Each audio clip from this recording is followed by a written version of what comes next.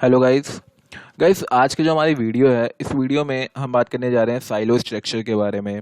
आपने बहुत से वीडियो में सुना होगा साइलो स्ट्रक्चर के बारे में, या फिर बहुत से ऐसे ग्रुप हैं जहां पर एसईओ या फिर बैकलिंक या फिर वगैरह मतलब ब्लॉगिंग की कुछ टिप्स दी जाती हैं। ओके, तो उसमें भी आपने कई लोगों से साइलो स्ट्रक्चर के बारे में सुना होगा। तो जितनी भी मेरे सब्सक्राइबर हैं, ओके, तो उनमें से कुछ लोगों को तो मालूम होगा कि साइलो स्ट्रक्चर क्या होता है, लेकिन कुछ लोग ऐसे भी होंगे जिनको साइलो स्ट्रक्चर नहीं मालूम होगा, क्योंकि साइलो स्ट्रक्चर जो है इतना इजी लर्निंग वाला चीज़ नहीं है। मतलब ये समझ लो कि उसको समझना थोड़ा कॉम्प्लिकेटेड है। अगर आप ब्लॉगिंग में कुछ टाइम दे चुके हो, आपका 1 से 2 ईयर का एक्सपीरियंस है, तो आपको साइलो स्ट्रक्चर तुरंत समझ में आ जाएगा। लेकिन आप अगर बिल्कुल न्यू हो तो साइलो स्ट्रक्चर आप लोगों को इतनी जल्दी समझ में नहीं आएगा। और अगर आपने कभी माइक्रो नीश पे काम किया होगा तो साइलो स्ट्रक्चर आपको बिल्कुल ईजिली समझ में आ चुका होगा, क्योंकि आपने अपनी उस माइक्रो नीश साइट में साइलो स्ट्रक्चर का यूज़ किया होगा। ओके, तो अगर आपको साइलो स्ट्रक्चर के बारे में मालूम है तो जो चीज़ें मैं बता रहा हूँ उसे आप सुन लो, हो सकता है कि कुछ नया सीखने को मिल जाए। और जिनको साइलो स्ट्रक्चर के बारे में ज़रा से भी नॉलेज नहीं है तो वो वीडियो को पूरा देखो। इसमें मैं आपको पूरा एक एक चीज़ जो भी होगा, ठीक है, साइलो स्ट्रक्चर का स्टेप बाय स्टेप कीवर्ड से लेकर के पूरा स्ट्रक्चर बनाने को, और उसको कैसे लिंक करना है, कैसे उस पर काम करना है, ये सभी चीज़ें आपको बताऊंगा।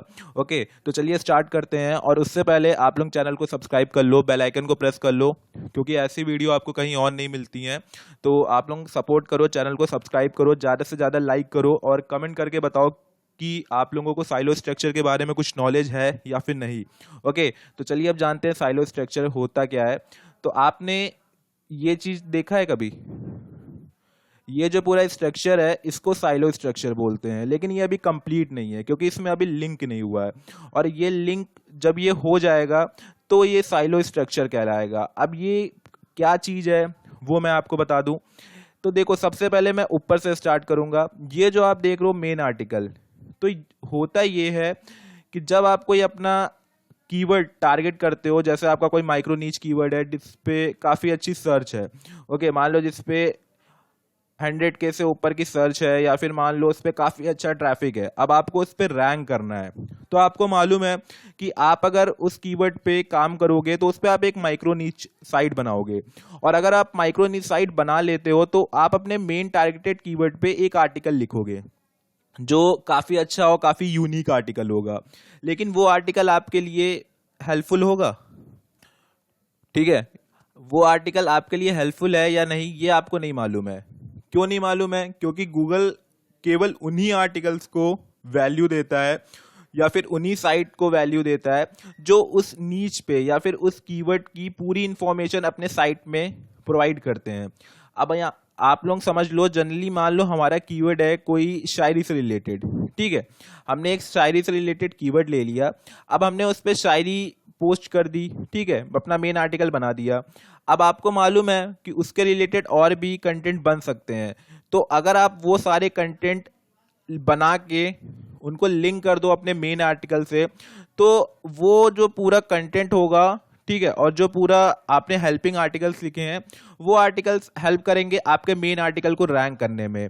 और इसी लिंकिंग को, इसी आर्टिकल हेल्पिंग आर्टिकल को और इसकी लिंकिंग को साइलो स्ट्रक्चर बोलते हैं। सिंपल लैंग्वेज में बताऊं, जैसे कि आप यहाँ पर देख सकते हो, ये एक मैंने कीवर्ड निकाला है और उससे रिलेटेड कुछ चीज़ें बनाई हैं। यहाँ पर देख सकते हो एक मैंने कीवर्ड लिया है दोस्ती शायरी। ओके, यहाँ पर मैं आपको सर्च यहाँ पर करके दिखा देता हूँ। तो इस पर इतनी सर्च है, काम करने वाला नहीं है, लेकिन आपको मैं केवल नॉलेज के पर्पज से बता रहा हूँ।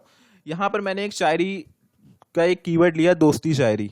इस पे कुछ कीवर्ड्स को टारगेट करके एक मेन आर्टिकल लिखा, काफ़ी लंबा चौड़ा आर्टिकल लिखा जो आप यहाँ पर देख सकते हो। अब ये मेरा मेन आर्टिकल है। अब क्या है, अब दूसरी चीज़ ये आई कि ये जो है आर्टिकल तो मैंने लिख दिया, ठीक है, इस पे केवल जो मेन टॉपिक था हमारा उससे रिलेटेड और उसके कुछ कीवर्ड्स को टारगेट करके जो मैचिंग कीवर्ड्स है वो सब लिख के एक परफेक्ट यूनिक आर्टिकल लिखा। अब हमें मालूम है कि गूगल आज के टाइम पे उन वेबसाइट्स को ज़्यादा वैल्यू देता है जो अपने मेन टारगेटेड कीवर्ड से रिलेटेड कुछ अदर आर्टिकल्स लिखते हैं, क्योंकि एक टॉपिक पे काफ़ी चीज़ें प्रोवाइड की जा सकती हैं।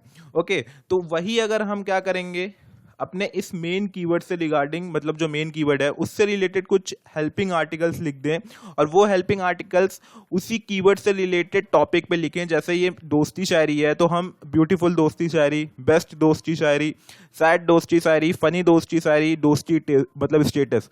तो ये 5 आर्टिकल जो हैं, इन आर्टिकल्स को अगर हम अपने वेबसाइट पे पोस्ट करें और इनको लिंक कर दें अपने मेन आर्टिकल से, तो हमारा जो आर्टिकल होगा वो, या फिर जो हमारी वेबसाइट होगी, वो हमारे मेन आर्टिकल, जो भी हमारा मेन कीवर्ड है दोस्ती शायरी, उसके लिए पूरा फुलफिल हो जाएगा।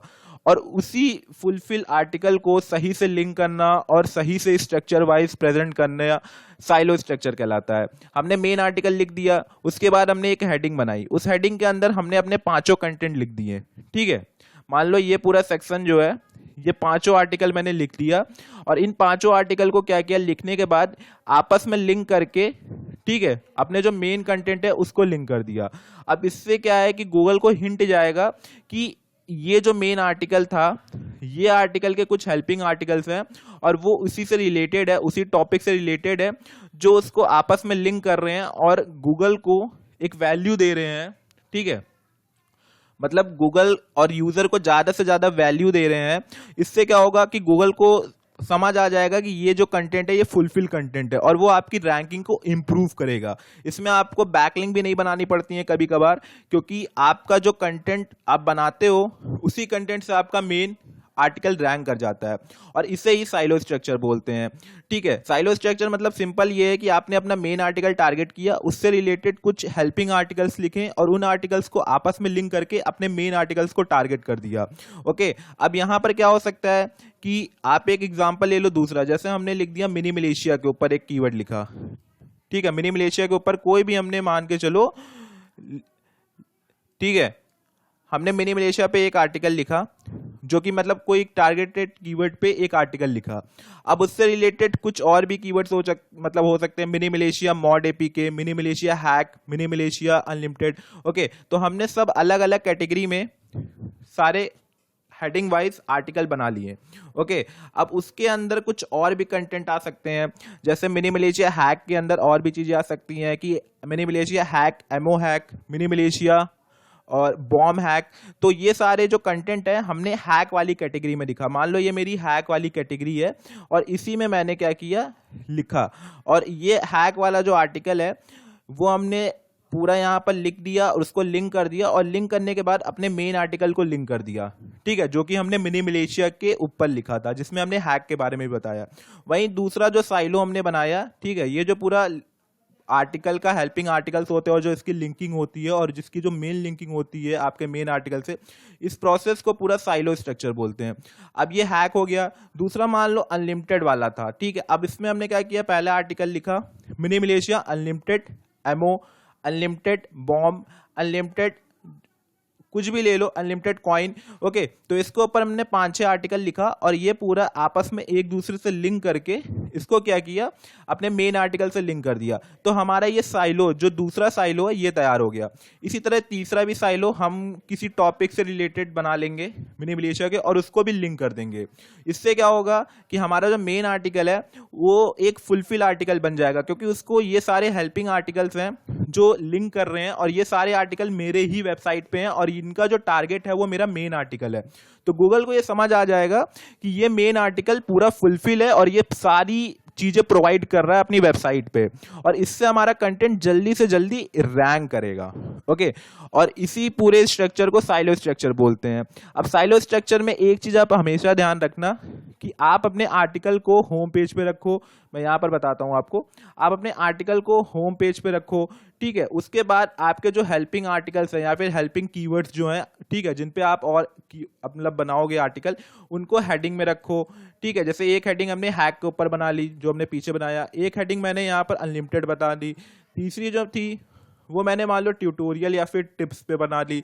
ओके, अब हमने हैक के ऊपर केवल हैक के ही कुछ आर्टिकल्स लिखे, अनलिमिटेड में मैंने कुछ अनलिमिटेड के आर्टिकल लिखे, टिप्स पे मैंने कुछ टिप्स के आर्टिकल लिखे। अब केवल और केवल जो हैक वाले आर्टिकल हैं उनकी लिंकिंग केवल हैक कैटेगरी से होगी, जो हैक वाली हेडिंग्स है उसकी जो कैटेगरी मैंने बना रखी है उससे होगी, और जो इसकी मेन हेडिंग की जो मेन आर्टिकल है, ठीक है, आपका जो फर्स्ट आर्टिकल होगा, जो मेन आर्टिकल होगा, या फिर ये कह लो जो आपकी हेडिंग होगी, ओके, वो उसकी जो लिंकिंग होगी वो लिंकिंग होगी केवल और केवल आपके मेन आर्टिकल से। आप उसकी लिंकिंग अपने दूसरे साइलों से नहीं कर सकते हो। अगर आप करोगे तो फिर आपका जो आर्टिकल होगा, मतलब आपकी जो वेबसाइट होगी और जो आपका स्ट्रक्चर है वो मल्टी साइट बन जाएगी, और फिर वो रैंक होना तो छोड़ो, वो जो आप सोच रहे हो ना वो भी नहीं कभी पा पाओगे। ठीक है, वो एक मल्टी साइट हो जाएगी जो गूगल को सिंपल में समझ में आ जाएगी। इसलिए आप क्या करो, केवल एक साइलो को बनाओ और उस साइलो को मेन आर्टिकल से लिंक करो। इसको कभी भी गलती से भी इससे लिंक मत करना, ठीक है, इसको इससे लिंक मत करना। इसके अंदर कुछ ब्रांच वाइज आर्टिकल लिखो और उस ब्रांच के मेन आर्टिकल्स को लिंक करो अपने मेन आर्टिकल से। इसी तरह सारे ब्रांच बना लो, ठीक है, जिसे साइलो बोला जाता है, और उसे लिंक करो मेन आर्टिकल से। इससे आपका मेन आर्टिकल रैंक करेगा और आपको काफी वैल्यू देगा। ओके, और यही सिंपल सा बिल्कुल है, आपको इसमें कुछ नहीं करना, बस सिंपल सा एक चीज मैं आपको और बता देता हूं यहाँ पर, ठीक है। बहुत लोग डर जाते हैं। आपको क्या करना है, बस मेन आर्टिकल लिखना है। मेन आर्टिकल के बाद अपने जो हेल्पिंग रिलेटेड आर्टिकल्स हैं उसके ऊपर क्या करना है, एक कैटेगरी बना लेनी है या फिर एक अलग हेडिंग बना लेनी है। उसके अंदर ब्रांच वाइज 4-5 जितने भी आर्टिकल आ जाए उनको लिखो और उनको आपस में लिंक करके, ठीक है, आपस में लिंक करके सिंपल सी लिंक दो अपने मेन आर्टिकल को। इसको कभी भी गलती से भी दूसरे साइलों में लिंक मत दो। इसी तरह दूसरे वाले पे भी आर्टिकल लिखो, उसको भी लिंक दो मेन आर्टिकल से। तीसरे पे भी दो, उस पे भी लिंक करो, उस पे भी दो, तीसरे मतलब मेन आर्टिकल पे। कभी आपस में लिंक मत करो। कभी ये नहीं कि इसको लिंक दिया फिर आपने मेन को इसको दे दिया, कभी नहीं, कोई दिक्कत नहीं। आपको केवल और केवल एक साइलो से मेन पे देना है, दूसरे साइलो से मेन पे देना है, तीसरे साइलो से मेन पे देना है। तो आपका पूरा जो वेबसाइट होगा वो साइलो स्ट्रक्चर के अंदर आएगी और काफी जल्दी रैंक भी करेगी। ओके, सिंपल सी लैंग्वेज है, आप लोगों को इजीली समझ में आ गया होगा। बाकी अगर आप लोगों को समझ में नहीं आया है तो आप मुझे कमेंट करके बताना, मैं वीडियो बना दूंगा दोबारा से प्रैक्टिकल गाइड के साथ, ठीक है। वैसे मुझे लग तो रहा है कि समझ में आ गया होगा, तो कमेंट करके मुझे बताओ कि आपको समझ में आया है या फिर नहीं। ओके, तो मिलता हूं नेक्स्ट वीडियो में, तब तक के लिए इतना ही, गुड बाय।